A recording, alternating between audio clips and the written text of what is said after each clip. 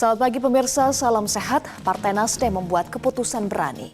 Mereka resmi mengusung Anies Rashid Baswedan sebagai calon presiden pada Pilpres 2024. Kendati pertaruhannya terbilang besar, Anies sah menjadi bakal capres Nasdem setelah dideklarasikan di Nasdem Tower, Jakarta, Senin 3 Oktober lalu. Dengan begitu, ia menjadi orang kedua yang secara resmi dikukuhkan sebagai capres setelah Prabowo Subianto yang dicalonkan Gerindra pada 12 Agustus. Inilah editorial Media Indonesia hari ini, Rabu 5 Oktober 2022, dengan tema Menimang Anies Baswedan. Editorial Media Indonesia juga dapat Anda simak di MG Radio Network di frekuensi 94,7 FM di kawasan Jakarta dan sekitarnya. Para pendengar bisa turut berpartisipasi dan berinteraksi dalam editorial Media Indonesia. Sampaikan pendapat Anda pemirsa dengan berpartisipasi melalui telepon interaktif di nomor 021 583 99100. Dan pagi hari ini bersama saya, Eva Wondo. Sudah ada anggota Dewan Redaksi Media Group, Ade Alawi. Selamat pagi Mas Ade, selamat pagi, apa kabar? Eva. Baik, Alhamdulillah. Salam sehat untuk Mas Ade dan juga pemirsa ya. Nanti kita akan bahas Mas Ade, tema editorial Media Indonesia hari ini Menimang Anies Baswedan. Tetapi sebelumnya kita akan bahas dulu, ada 3 headline Media Indonesia yang akan kita bahas ya Mas Ade dan juga pemirsa. Yang pertama, proses hukum personil yang lalai. Ini sudah ada sanksi etiknya ya. Tapi ada desakan juga kepolisian diminta tidak hanya menerapkan sanksi etik tetapi juga harus melakukan proses hukum terhadap personil yang lalai dalam tragedi kerusuhan di Stadion Kanjuruhan Malang, Jawa Timur, Mas Ade. Ya, saya kira memang mesti ada tindakan hukum ya, tidak hanya sekedar sanksi etik, tapi tampaknya juga pemerintah dalam hal ini tim gabungan juga akan mengarah ke sana. Jadi ada unsur kelalaian di situ yang sangat nyata, bagaimana kemudian petugas secara membabi buta melontarkan gas air mata kepada penonton yang berada di tribun. Jadi saya kira juga di lapangan tampak sekali mismanagement. Bagaimana kemudian ketika itu disemprotkan gas air mata, kemudian 3 pintu itu masih tertutup, dan sehingga terjadi penumpukan penonton yang akan keluar. Mereka di situ bertumbuk-tumbuk, kehabisan napas dan terinjak-injak, kemudian banyak yang meninggal. Ada 125 dan kita sangat-sangat berduka atas kejadian tragedi Kanjuruhan itu. Betul, ini duka mendalam Mas Ade, bukan hanya untuk Indonesia tetapi dunia. Untuk dunia, betul. Sepak bola. Iya, dan ini betul-betul menjatuhkan Indonesia ya di mata internasional, mencoreng muka Indonesia. Kemudian juga persepak bola Indonesia juga mengalami demoralisasi karena peristiwa tragedi Kanjuruhan ini. Saya kira mesti ada tindakan tegas dari pemerintah dan tim gabungan pencari fakta yang dibentuk oleh pemerintah. Saya kira tidak perlu berlama-lama, tidak perlu memakan waktu yang lama. Saya kira bisa kurang dari sebulan, bahkan 2 minggu sudah bisa diketahui siapa yang paling bertanggung jawab atas terjadinya tragedi Kanjuruhan ini. Iya, kita nantikan bagaimana kinerja tim gabungan, kemudian juga kepolisian menyampaikan bahwa status kasus ini sudah naik ya Mas Ade, dari penyelidikan ke penyidikan, artinya ada dugaan pidana di sana dan ada potensi penetapan tersangka. Baik, kita nantikan bagaimana rilis dari pihak kepolisian dan kita kawal betul ya Mas Ade kasus ini. Kemudian yang kedua kita bahas headline Media Indonesia yang kedua, BPK temukan 15.674 masalah senilai 18,37 triliun rupiah. Nilai yang tidak kecil tentunya Mas Ade. Ya, saya kira ini juga harus ditelusuri lebih jauh ya. Ini kan problemnya ada pada sistem pengendalian internal di kementerian dan lembaga. Nilai 18 triliun memang belum tentu itu tindak pidana korupsi, tapi boleh jadi mungkin ada terjadi misadministrasi di situ. Nah, oleh karena itu saya kira dari KPK harus segera menagih perbaikan laporan. Ada 5 laporan keuangan kementerian dan lembaga, statusnya adalah WDP. WDP ini wajar dengan pengecualian, artinya bahwa laporan keuangan sudah benar cuma terjadi 4 ya. Iya, 4 laporan keuangan Kementerian Perdagangan, Kementerian Tenaga Kerja, BRIN dan LIPI kalau tidak salah ya. Iya, betul. Nah, ini saya kira juga harus segera diperbaiki. Dalam WDP laporan keuangan masih statusnya wajar, tetapi ada salah saji dalam pelaporan. Nah, ini tentu saja juga harus diperbaiki. Betul. Tetapi kalau misalnya kemudian ditemukan katakanlah ada penyimpangan, saya kira mesti dilakukan satu audit khusus. Audit khusus ini ada berupa investigasi, di situ akan ketahuan siapa yang melakukan tindak pidana korupsi dan sebagainya. Jadi ini saya kira harus segera diselesaikan. Dan ke depan saya kira tidak perlu lagi ada salah saji dalam laporan atau dan sebagainya, atau misalnya yang lebih parah lagi kan disclaimer. Jadi saya kira harus segera diselamatkan APBN kita dari tindak pidana korupsi ataupun kesalahan dalam misadministrasi. Jangan sampai ada misadministrasi kembali dan audit khusus harus dilakukan ya, Mas Ade. Itu adalah headline Media Indonesia yang kedua, Mas Ade dan juga pemirsa. Berikutnya kita bahas yang ketiga, ada yang sedang memasuki babak baru, Mas Ade. Kejari Jakarta Selatan terima barang bukti kasus Sambo. Artinya kita menunggu babak baru berikutnya kasus ini. Ya, saya kira jaksa harus betul-betul cermat ya, bagaimana barang bukti ini mendukung ya dakwaan-dakwaan yang nanti ataupun tuntutan yang nanti akan disampaikan oleh para jaksa. Dan yang Kejaksaan Agung memang menyiapkan jaksa-jaksa terpilih ya sekitar 30-40 orang untuk memproses pemberkasan sampai kepada penuntutan dalam persidangan nanti. Ini adalah kasus yang luar biasa. Tidak hanya tingkat nasional tapi juga internasional juga menyoroti juga seorang jenderal melakukan tindak pidana pembunuhan berencana. Itu dahsyat sekali menurut saya. Ini harusnya menjadi efek jerah juga. Jadi harus betul-betul nanti tuntutannya betul-betul hukumannya maksimal. Jadi ini ada momentum bagaimana kemudian bersih-bersih di lingkungan kepolisian dan aparat penegak hukum lainnya. Betul, kita nantikan juga.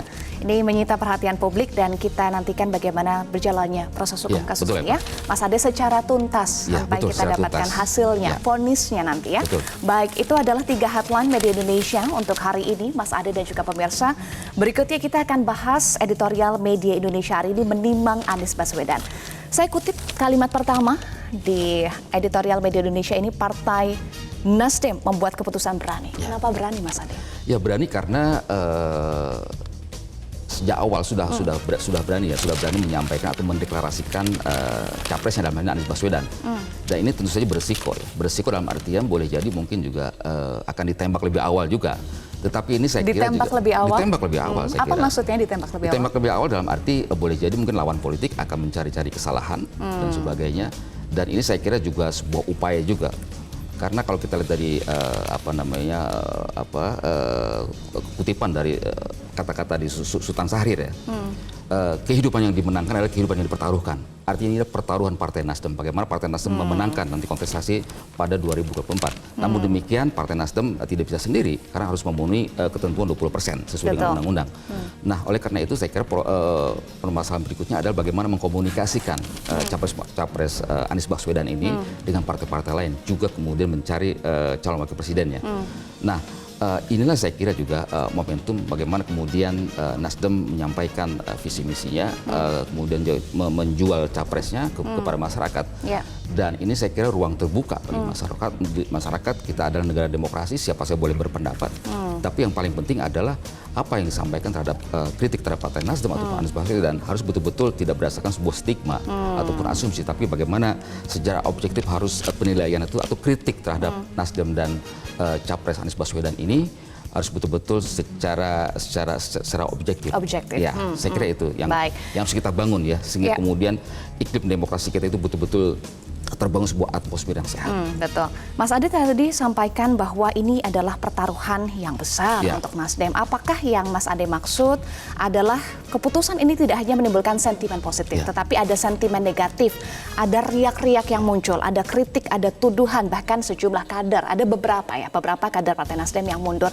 Apakah ini pertaruhan yang besar yang harus dihadapi oleh Partai Nasdem? Ya, saya kira ini juga sudah diantisipasi ya ketika deklarasi Ketua Umum Partai Nasdem Surya Paloh mengatakan bahwa deklarasi Partai Nasdem ini, deklarasi capres Anies Baswedan ini tidak hanya akan menimbulkan sanjungan atau pujian, tetapi yang lebih besar lagi, boleh jadi juga akan menimbulkan sebuah cacian, cibiran, kemudian juga dengki dan sebagainya. Ini saya kira sudah diantisipasi oleh jajaran Partai Nasdem. Nah, oleh karena itu bagaimana Partai Nasdem ini mengelola sebuah dinamika politik ini menjadi lebih baik lagi dan target untuk memenangkan pemilu pada 2024 dengan capres Partai Nasdem dengan capres Anies Baswedan ini bisa sesuai dengan harapan. Betul. Seperti yang disampaikan oleh Ketua Umum Partai Nasdem Surya Paloh dan Mas Ade tadi juga sampaikan bahwa keputusan ini pasti tidak hanya puji sanjung yang didapatkan, tetapi juga harus siap, Nasdem harus siap menghadapi fitnah, sirik, dengki, dan juga khianat. Nanti kita akan bahas lebih lanjut ya, Mas Ade. Pemirsa, inilah editorial Media Indonesia hari ini menimang Anies Baswedan.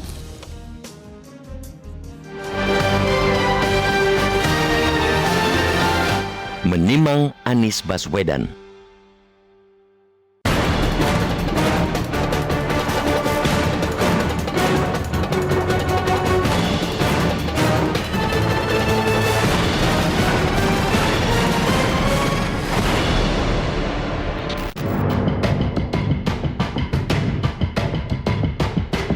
Partai Nasdem membuat keputusan berani. Mereka resmi mengusung Anies Rashid Baswedan sebagai calon presiden pada Pilpres 2024. Kendati pertaruhannya terbilang besar, Anies sah menjadi bakal capres Nasdem setelah dideklarasikan di Nasdem Tower, Jakarta, Senin 3 Oktober lalu. Dengan begitu, dia menjadi orang kedua yang secara resmi dikukuhkan sebagai capres setelah Prabowo Subianto yang dicalonkan Gerindra pada 12 Agustus. Sinyal bahwa Nasdem bakal mengusung Anies sebenarnya sudah kentara cukup lama. Sinyal itu menguat setelah Rakernas Partai Nasdem pada Juni silam merekomendasikan 3 nama sebagai capres, yakni Anies, Andika Perkasa, dan Ganjar Pranowo. Meski begitu, keputusan akhir Nasdem 2 hari lalu tetap saja mengagetkan. Deklarasi Anies dianggap mendadak karena sebelumnya santer dikabarkan deklarasi baru akan dilakukan 10 November mendatang. Apapun itu, apa yang dilakukan Nasdem pasti sudah melewati pertimbangan matang, sangat matang. Mustahil partai sebesar Nasdem asal-asalan membuat keputusan, apalagi keputusan sepenting capres. Adalah hak partai untuk mengumumkan kandidatnya, kapanpun itu. Adalah hak partai memilih capres, siapapun itu. Soal apakah calon yang dipilih menimbulkan sentimen positif atau negatif, kiranya ia sudah sangat lumrah dalam politik. Nasdem memilih Anies pasti bukan dengan cara mengocok dadu atau menghitung kancing baju. Anies dipilih pasti dengan banyak pertimbangan, juga hasil dari masukan banyak pihak.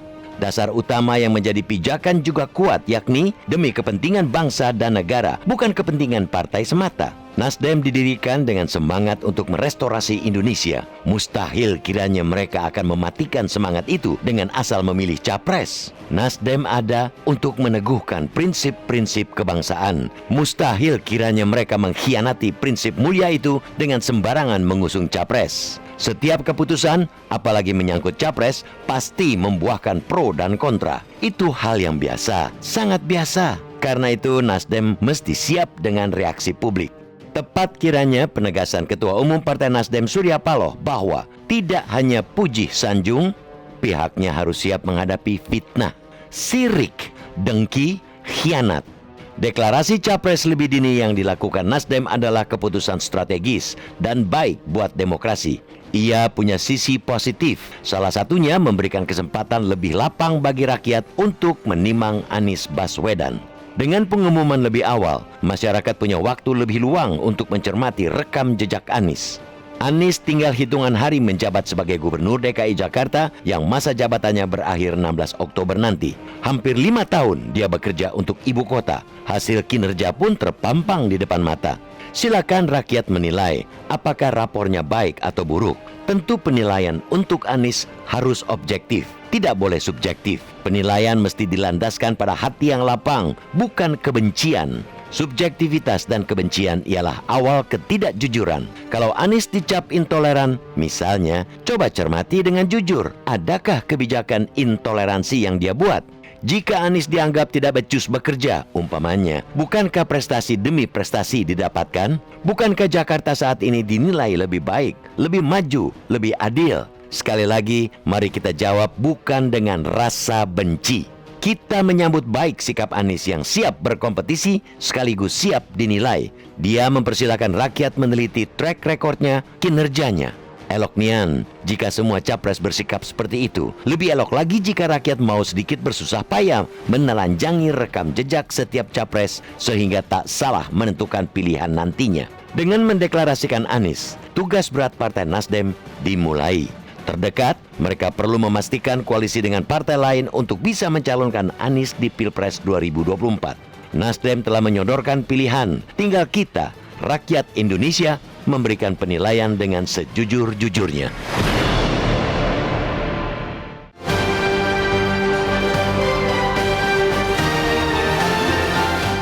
Pemirsa, kita jeda dulu. Editorial Media Indonesia akan kembali sesaat lagi untuk Anda.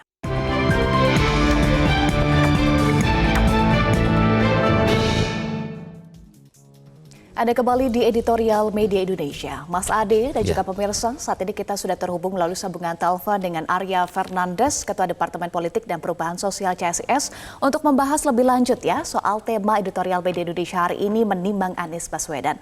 Selamat pagi Mas Arya, salam sehat. Selamat pagi Eva, Kang Ade, apa kabar? Salam Baik, sehat. alhamdulillah.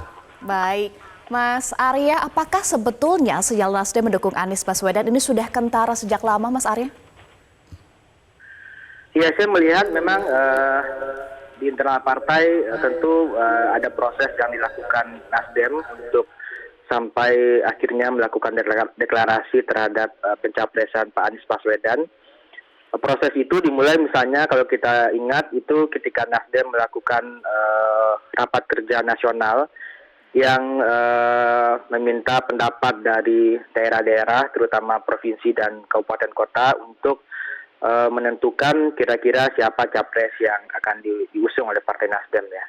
Saat itu saya ingat sekali bahwa muncul 3 nama, ada nama Pak Anies Baswedan, Pak Ganjar dan Pak Andika. Nah tentu setelah proses rakernas itu tentu di internal partai sendiri saya kira prosesnya tentu dilanjutkan juga dengan komunikasi yang dilakukan bersama partai-partai koalisi lainnya. Dan saya lihat memang dari ketiga nama yang muncul tersebut memang sosok Anies Baswedan mungkin dianggap sebagai sosok yang mampu mendapatkan dukungan juga dari partai-partai atau peluang dari partai-partai koalisi lainnya. Karena bagaimanapun tentu dalam proses nominasi dan kandidasi ini, Nasdem juga perlu mendengarkan suara dari partai lain. Jadi saya kira dalam proses ini dilakukan dengan prosedur yang menurut saya cukup demokratis ya, mendengarkan suara dari bawah, kemudian memutuskannya dalam deklarasi yang kemarin disampaikan oleh Pak Surya. Baik, Anda melihat sudah sesuai dengan prosedur demokratis dan pertimbangan yang matang, proses internal yang matang ya. Dan Ketua Umum Partai Nasdem Surya Paloh menyebut why not the best Anies Baswedan dan menyebut bahwa Anies sejalan secara makro dan mikro dengan Partai Nasdem. Bagaimana analisis Anda terkait dengan pertimbangan Nasdem mendukung Anies Baswedan? Ya, saya kira ada 2 alasan utama ya yang membuat akhirnya Nasdem melabuhkan pilihannya pada Pak Anies ya. Alasan pertama tentu alasan elektoral. Kalau kita lihat Pak Anies tentu adalah salah satu dari 3 capres populer lainnya yang saat ini angka elektabilitasnya itu sudah mencapai di atas 15%.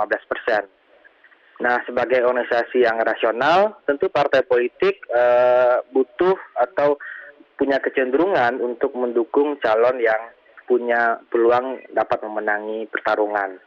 Dan hal itu selain dan Pak Anies salah satunya selain nama Pak Ganjar dan nama Pak Prabowo tentunya. Nah, alasan kedua saya kira adalah alasan strategis ya. Alasan strategis ini bisa kita lihat dalam 3 dimensi juga. Dimensi pertama tentu Nasdem akan mencari tokoh, kira-kira tokoh yang mampu memberikan efek suara bagi partai. Dan saya kira tentu mungkin sepertinya Pak Anies bisa memberikan efek suara terutama bagi Nasdem pada daerah-daerah yang provinsi-provinsi yang sebelumnya Nasdem tidak begitu kuat ya. Misalnya di Jawa Barat, Jakarta dan Banten dan beberapa provinsi lainnya. Nah,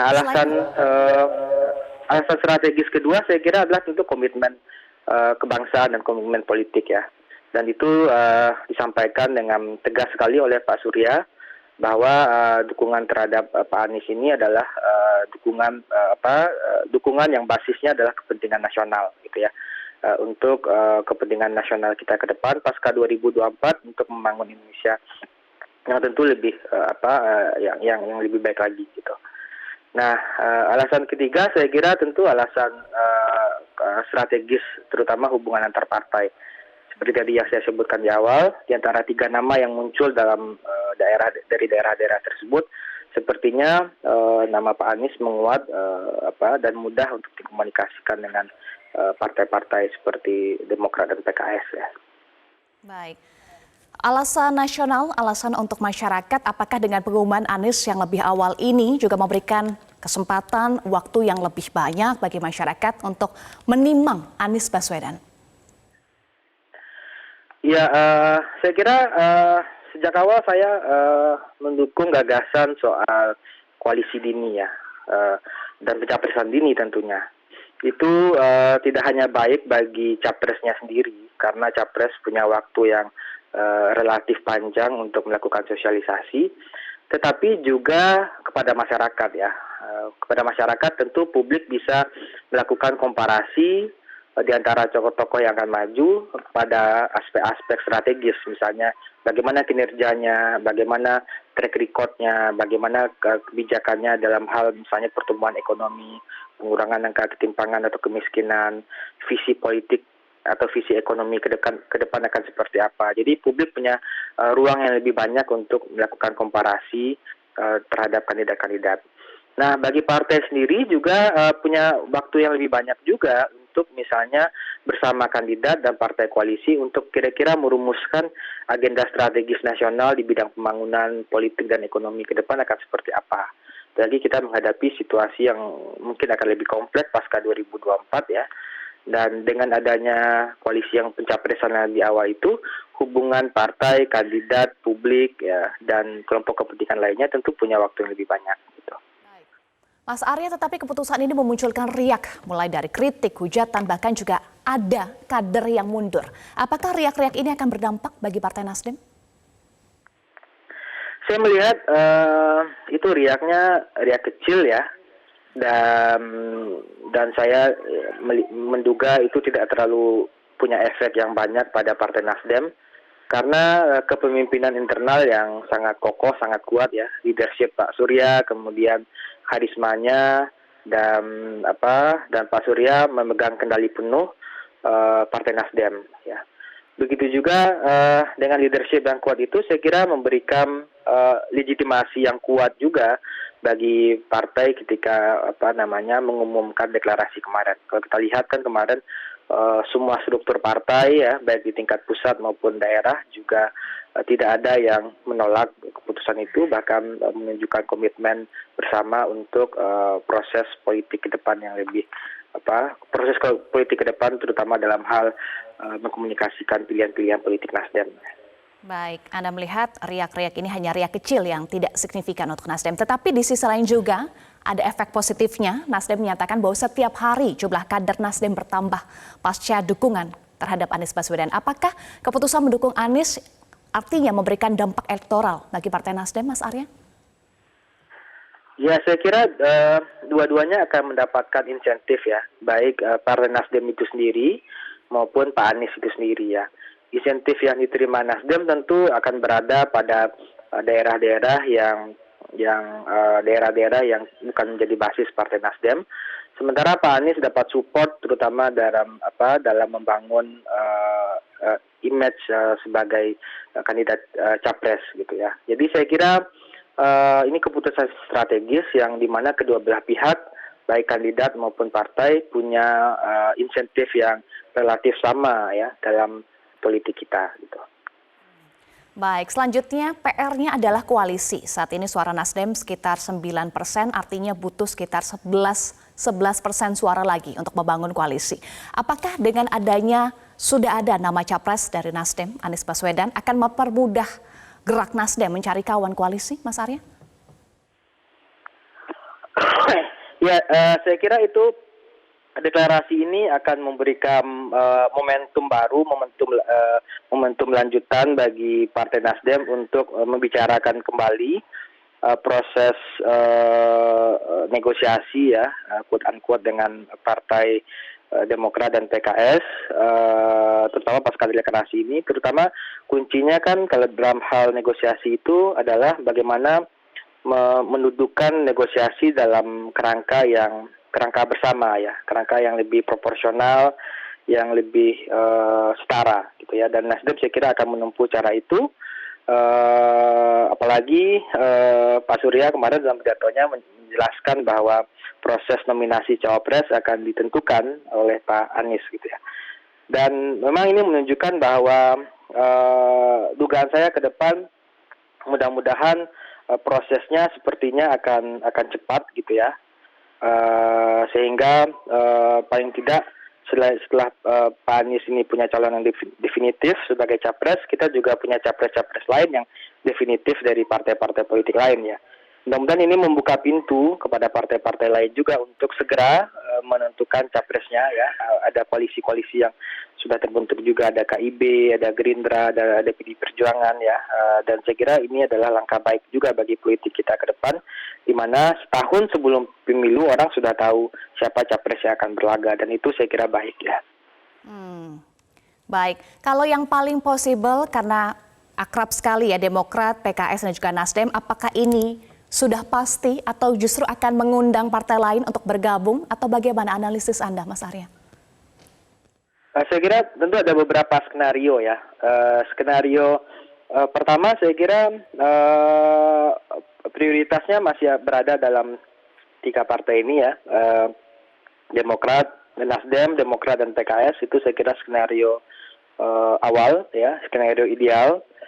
Namun bila misalnya ada tantangan yang tidak bisa diselesaikan atau tidak bisa dibicarakan gitu ya, saya kira Nasdem tentu juga akan ada opsi cadangan ya. Misalnya mungkin salah satu partai dari partai-partai yang belum menentukan koalisi atau yang sudah menentukan koalisi bisa merapat ke blok Partai Nasdem ya untuk membicarakan kemungkinan koalisi gitu ya. Jadi opsi di luar ketiga partai ini saya kira juga masih terbuka ya, karena di luar itu kan sekarang juga belum ada koalisi yang benar-benar fix gitu ya. Misalnya KIB sendiri kan juga saat ini juga belum fix, belum ada kandidatnya. Jadi di eksternal sebenarnya masih terbuka banyak opsi bagi partai-partai lain untuk bergabung gitu. Baik, terima kasih Ketua Departemen Politik dan Perubahan Sosial CSIS, Arya Fernandes, sudah bergabung bersama kami. Salam sehat selalu ya, Mas Arya. Baik, Mas Ade, tadi kita sudah simak beberapa hal yang disampaikan oleh Mas Arya. Di antaranya adalah soal alasan Partai Nasdem memutuskan Anies Baswedan yang akan dicalonkan pada Pilpres 2024. Alasan elektoral, kemudian alasan strategis. Salah satunya adalah komitmen kebangsaan. Ya, saya kira itu hal yang mendasar ya. Komitmen kebangsaannya harus betul-betul diperhatikan ya. Jadi di atas kontestasi kita, di atas pertarungan kita secara seperti apapun kerasnya, yang paling penting adalah bagaimana kebangsaan kita itu harus dijaga. Kebangsaan kita bangsa yang begitu beragam dari agama, budaya dan sebagainya. Nah, ini saya kira ini adalah hal yang utama. Bagaimana kita memperkuat kebangsaan kita? Memperkuat kebangsaan kita adalah dengan kita menegasikan, dengan kita menjauhkan politik identitas. Politik identitas menurut definisi dari LIPI adalah sebuah strategi politik yang mengutamakan atau memfokuskan pada perbedaan latar-latar primordial, suku, agama, dan sebagainya. Nah, ini saya kira juga harus dijauhkan. Oleh karena itu, sejak awal sudah disampaikan bagaimana komitmen Partai Nasdem dengan Anies Baswedan. Ini sama-sama masalah kebangsaan, politik identitas ini akan dijauhkan. Ini saya kira juga harus dikemukakan, harus dikumandangkan. Tidak hanya oleh Partai Nasdem, tapi juga partai-partai lain. Saya kira partai-partai lain juga sama visinya. Bagaimana kebangsaan ini betul-betul harus dijaga demi tegaknya negara kesatuan Republik Indonesia. Demikian, Eva. Ya, dan soal pengumuman lebih awal ini tidak hanya memberikan keuntungan untuk partai sendiri, tetapi juga untuk publik. Publik bisa lebih lama, punya ruang lebih lama untuk menilai secara objektif calon yang akan diusung oleh partai politik. Nanti kita akan bahas lagi, Mas Ade, usai jeda. Pemirsa, tetaplah bersama kami di Editorial Media Indonesia.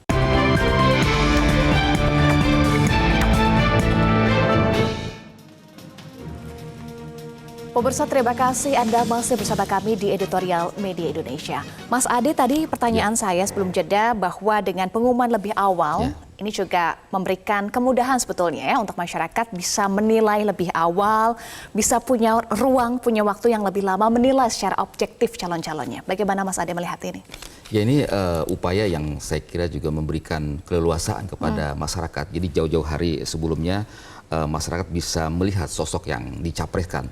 Tidak kemudian bermain pada injury time, kan begitu kan? Beberapa misalnya last minute. Nah, ini saya kira juga pada akhirnya kalau strateginya seperti itu, maka seringkali juga menjebak masyarakat. Loh, kok calonnya itu gitu kan? Jadi masyarakat terkaget-kaget. Tapi ketika jauh-jauh hari sebelumnya, maka ini memberikan keleluasaan. Yang paling penting begini Eva, dalam politik itu selain proyeksi ada yang namanya determinasi politik. Determinasi politik itu ditentukan oleh dua hal. Pertama ada intuisi politik. Kemudian ada kalkulasi politik. Nasdem dalam hal ini ada Pak Surya Paloh sudah sudah menampilkan bagaimana kekuatan determinasi ketika Nasdem itu mengumumkan dukungan kepada Pak SBY ketika kontestasi ketika PSBB mau naik, itu kan Nasdem yang pertama kali secara terang benderang gitu. Kemudian ketika pencalonan Jokowi juga begitu, Nasdem yang pertama. Nah ini saya kira berdasarkan pengalaman-pengalaman ini, maka determinasi politik ini adalah hal yang sangat menentukan dalam politik. Jadi kita berikan kesempatan masyarakat untuk melakukan penilaian plus minusnya seperti apa sosok seorang Anies Baswedan. Baik, nanti kita akan bahas lagi Mas Ade, tetapi sebelumnya kita akan dengarkan dulu. Sudah ada penelpon yang bergabung bersama kami. Yang pertama kita sapa Pak John Veto dari Batam, Kepulauan Riau. Selamat pagi Pak John Veto, salam sehat Pak. Selamat pagi Mbak Eva, selamat pagi Mas Ade, salam sehat selalu. Ya, jadi ini langkah yang sangat tepat ya, diambil oleh Partai Nasdem, oleh Ketua Umum Bapak Surya Paloh ya, menimang Anies Baswedan. Ya, jadi begini, Mbak Eva, memang saya menonton kemarin itu live itu yang acara deklarasi itu, memang sudah dikunci oleh, itulah hebatnya seorang Surya Paloh. Dia sudah dikunci. Ini akan dicaci, akan dimaki, ya, akan disanjung pilihan Partai Nasdem ini. Tapi ruangnya ada. Kalau saya positif betul. Kalau sudah pilihannya Pak Surya Paloh, pasti sudah matang, sudah dipikirkan. Serasa mungkin dah dibawa sembarang tahajud mungkin. Itulah seorang Surya Paloh. Ya. Dan lagi ada riak-riak di luar atau di internal partai. Ini akan tuntas, akan selesai oleh seorang Surya Paloh di internal partai. Jadi ada jeda waktu. Ya. Memang betul kata Bang Ade tadi, ada jeda waktu untuk menjelaskan ke kader atau ke masyarakat, inilah Anies. Kalau ada yang mereng terhadap Anies, ya, yang agak negatif bisa dijelaskan di sini. Ini langkah tepat ya. Dari bulan kemarin hasil Rakernas kemarin itu yang diusung 3 artinya Pak Anies, inilah pilihan yang sangat tepat. Ya. Enggak ada yang bertanya-tanya, akan dijelaskan oleh partai. Oh ini Anies, ini begini-begini, akan lebih baik. Kalau saya yakin kalau sudah Pak Surya Paloh yang menentukan, ya seorang Surya Paloh, dia udah hitung betul, untung ruginya hitung betul, baik buruknya. Itulah. Ya kami dari Keprim menyampaikan selamat dan sukses ya atas deklarasinya Partai Nasdem menunjuk Anies Baswedan sebagai calon presiden 2024. Itu aja. Terima kasih banyak. Baik, terima kasih Pak John Veto dari Batam, Kepulauan Riau. Berikutnya Pak Ikhwan dari Jember, Jawa Timur. Selamat pagi Pak Ikhwan, salam sehat Pak. Assalamualaikum warahmatullahi wabarakatuh, Bang Ade dan Mbak Eva. Begini, di era politik, era sistem politik dan identitas politik yang interest, di mana akibatnya materi, fasilitas, status menjadi tujuan.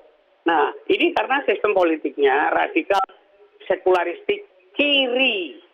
Nah, di era seperti ini rupanya Pak Surya Paloh ini, saya menyampaikan apresiasi tinggi. Karena selalu Pak Surya Paloh ini tampil di depan di saat dalam keadaan yang aneh sistem politiknya. Nah, partai sebagai salah satu dari pilar demokrasi, dalam hal ini Partai Nasdem sudah betul-betul berani dan luar biasa. Nah, sekarang yang jadi masalah adalah rupanya Anies Baswedan ini menghendaki kehidupan politik itu benar, baik, indah, sehat, normal. Yang dia sendiri kelihatannya secara dingin kelihatannya, tapi memang itu leadership style-nya dia, dan itu quality-nya, moralitasnya, dan religiusitasnya. Nah, sekarang Pak Anies ini rupanya niru kakeknya, A.R. Baswedan, yang menjadi Menteri Penerangan. Secara akademi, ini kakeknya ini kuliah lagi, sedangkan dia sudah sepuh sekali. Maka Anies Baswedan ini dia akademisi, tapi juga praktisi dalam masalah politik. Mudah-mudahan dia jadi orang kuat, orang besar, kuat kekuasaannya, besar nyalinya, lalu negarawan yang politikus yang negarawan, dan negarawan yang politikus. Karena dia memang secara akademik itu doktor, PhD. Lalu dia ini secara jabatan birokratik itu dia salah seorang gubernur terbaik di dunia. Lalu Arab Saudi memberikan gelar kepada dia ini pemimpin yang amanah, dan itu memang pantas karena dia cerdas. Cerdas itu unsur intelektualitas, kemudian psikis dan spiritualitasnya Saya tahu betul di Jogja, tahu betul bagaimana dia berbuat sampai hari ini. Dan secara birokratik, dia sudah membuktikan dia gubernur yang sukses. Nggak usah dia. Soal Tina dan KPK seperti persoalan formula dan Tina yang menyediakan dana, bagaimana supaya dia tidak jadi mencalonkan. Ini persoalan politik kotor ini. Baik, terima kasih Pak Iwan. Baik, terima kasih Pak Iwan dari Jember, Jawa Timur. Berikutnya Pak Tasrik Usman dari Banjarmasin. Selamat pagi Pak Tasrik, salam sehat Pak, silahkan. Selamat pagi Eva, selamat pagi Bang Ade. Assalamualaikum warahmatullahi wabarakatuh. Waalaikumsalam warahmatullahi wabarakatuh. Iya, yang pertama saya ingin mengapresiasi sikap Partai Nasdem yang sudah mendeklarasikan bakal calon presiden Anies Baswedan. Menurut hemat saya, Partai Nasdem dalam hari ini yang dipimpin oleh Bang Surya itu sudah mempertimbangkan secara cermat. Bahkan kita ketahui bahwa Bang Surya ini adalah seorang politikus piawai dan kawakan ya, bahkan negarawan.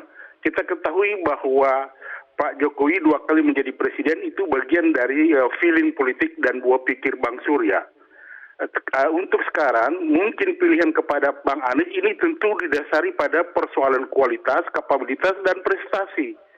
Artinya Bang Surya menangkap masyarakat ingin ada perubahan di negeri ini, ingin menjadikan pemimpin yang bisa mempersatukan dan bisa membangun Indonesia ini lebih baik.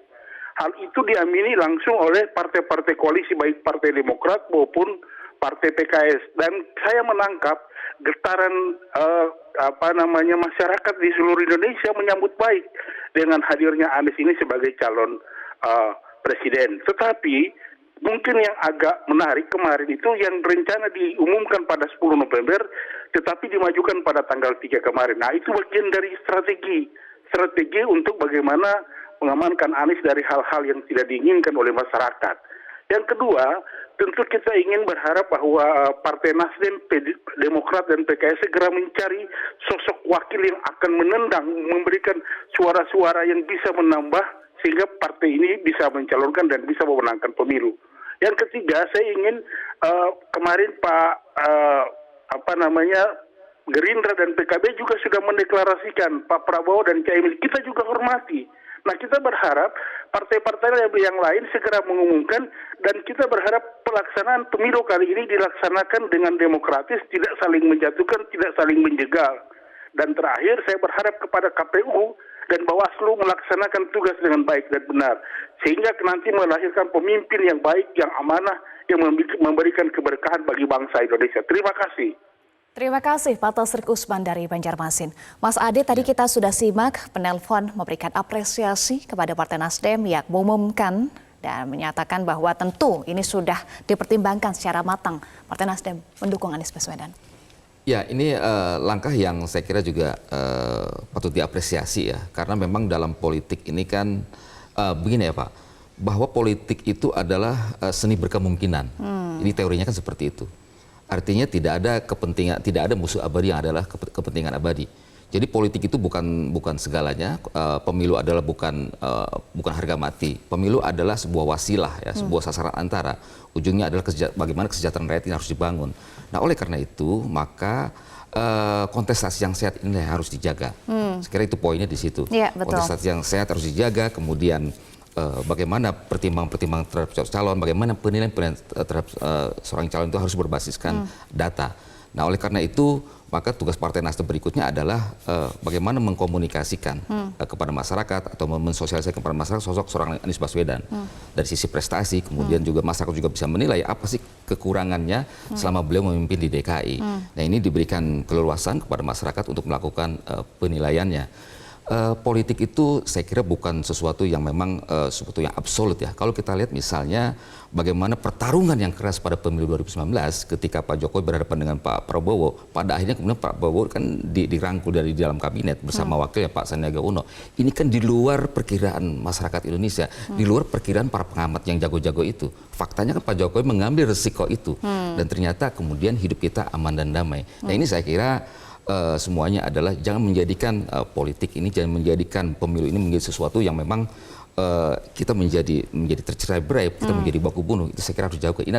Ini sama-sama kita mempunyai komitmen bagaimana mekanisme berbangsa dan bernegara ini berjalan sesuai dengan rel yang sebenarnya. Nah, itu yang penting ya, Mas Ade, komitmen berbangsa dan bernegara harus dijaga di rel yang seharusnya, dan bagaimana semua pihak punya sense yang sama, punya keinginan yang sama untuk menjaga pemilu kontestasi ini betul-betul demokratis. Betul ya, Mas Pak. Ade. Iya. Baik, tetapi juga ada sentimen negatif yang tentu dipahami oleh Partai Nasdem, dipahami oleh Anies Baswedan, bahwa ada tanggapan bahwa Anies dicap intoleran.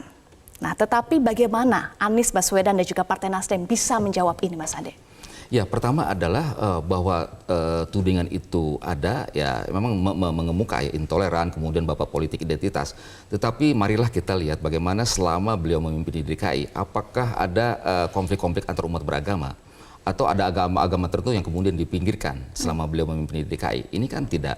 Pasangan Anies Baswedan dan Riza Patria ini pasangan yang menurut saya bagus dalam memimpin. Bahwa kemudian masih ada persoalan-persoalan, itu saya kira juga itu plus minusnya tetap ada. Tetapi yang utama adalah ketika beliau memimpin belum ada sebuah catatan bagaimana kemudian sosok seorang Anies Baswedan katakan mendiskriminasi salah satu agama. Atau misalnya mendiskriminasi salah satu kelompok. Ini kan saya kira juga harus fair juga kita melihatnya. Kita media berpijak pada sebuah fakta yang objektif. Jadi tidak bermain kita pada asumsi ataupun juga stigma seperti itu. Jadi dalam politik itu tetap rasionalitas mesti ada.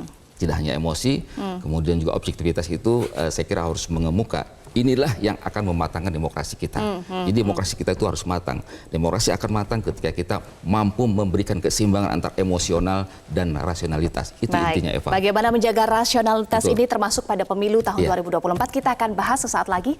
Pemirsa, tetaplah bersama kami. Editorial Media Indonesia akan kembali usai jeda untuk Anda.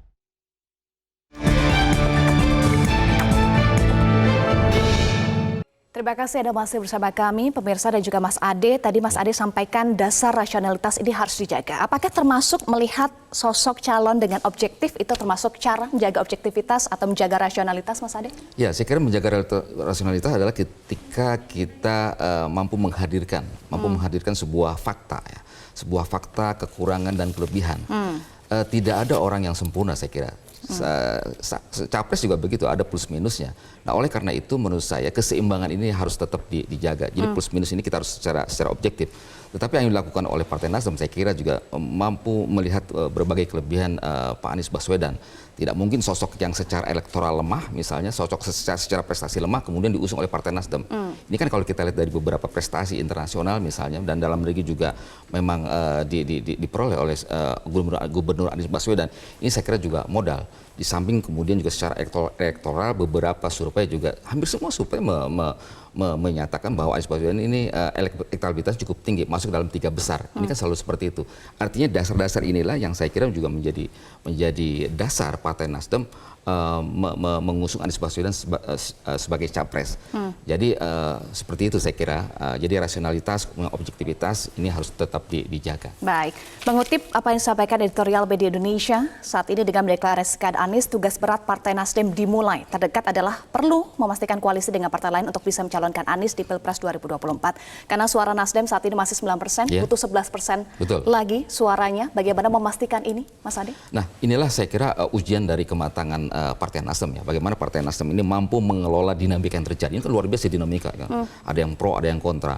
Nah, kemudian bagaimana selanjutnya adalah membangun koalisi. Membangun koalisi yang paling penting harus digariskan adalah visi kebangsaan. Visi kebangsaan yang harus menjadi sebuah garis besar ya, sebuah garis yang memang harus diusung oleh Partai Nasdem. Dan kemudian juga meskipun katakanlah ada rival dengan partai-partai yang sudah mengusung capresnya, saya kira juga tetap silaturahmi politik juga harus dibangun. Saya kira ini bagian dari upaya bagaimana mengkonsolidasikan demokrasi. Jadi pemilu ada bagian konsolidasi demokrasi. Jangan sampai kemudian kita dengan pemilu kita menjadi bangsa yang katakanlah terpecah belah. Negara lain kita sudah teruji berbagai pemilu yang katakanlah keras. ini juga kemudian berjalan secara semu, tidak ada pertumpahan darah. Dunia mengakui, PBB mengakui, dan tokoh-tokoh dunia mengakui bahwa Indonesia adalah contoh yang hebat dalam berdemokrasi. Saya kira ini adalah modal bagaimana kita membangun pemilu 2024 secara bermartabat. Jadi sukses pemilu tidak hanya pada minimalnya kecurangan politik, tetapi yang paling penting lagi adalah partisipasi rakyat dalam pemilu. Inilah partisipasi politik yang besar akan memberikan legitimasi kepada kemungkinan pemerintah berikutnya. Pemilu 2024 harus bermartabat dan juga visi kebangsaan yang menjadi garis besar. Terima kasih Mas Ade sudah bergabung bersama kami di Editorial Media Indonesia. Pemirsa, dengan mendeklarasikan Anies, tugas berat Partai Nasdem dimulai. Terdekat, mereka perlu memastikan koalisi dengan partai lain untuk bisa mencalonkan Anies di Pilpres 2024. Nasdem telah menyodorkan pilihan, tinggal kita rakyat Indonesia memberikan penilaian dengan sejujur-jujurnya. Demikian Editorial Media Indonesia, pemirsa.